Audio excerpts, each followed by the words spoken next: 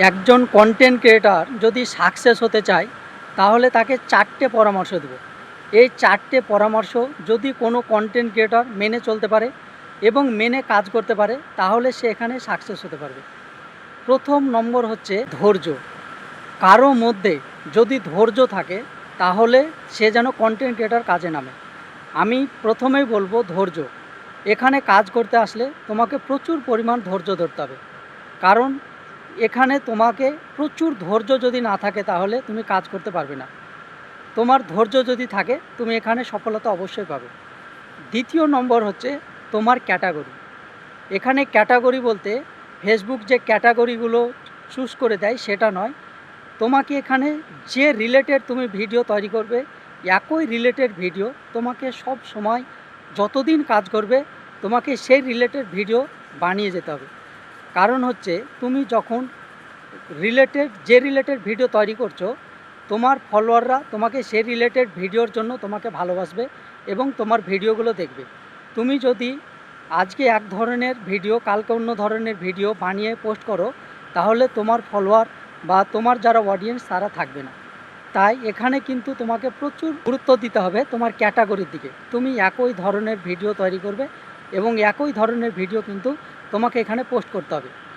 এবং আমি তৃতীয় নম্বরে বলবো, এখানে তোমাকে বলবো রেগুলার তুমি যে পোস্টগুলো করবে সেটা তোমাকে সময় অনুযায়ী পোস্ট করতে হবে।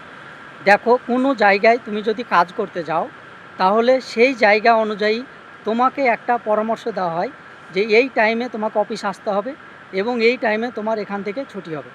কিন্তু ফেসবুক তোমাকে সময় বলে দেবে না, এটা তোমাকে রুলস নিজেকে তৈরি করে নিতে হবে।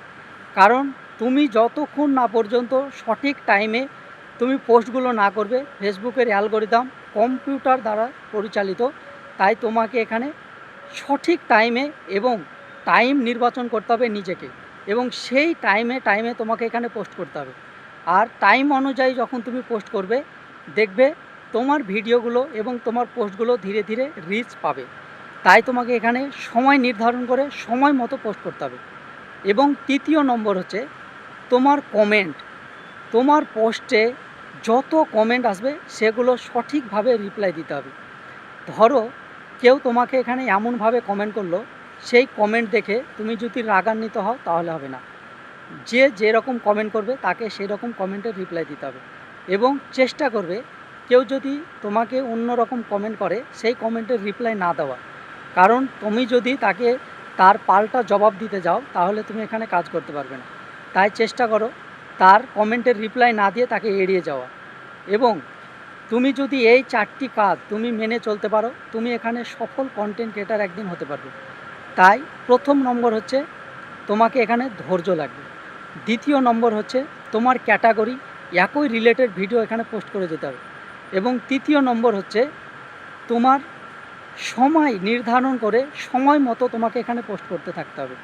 এবং 4 নম্বর হচ্ছে তোমার কমেন্ট যেগুলো আসবে সেগুলো সঠিকভাবে তার রিপ্লাই দেওয়া।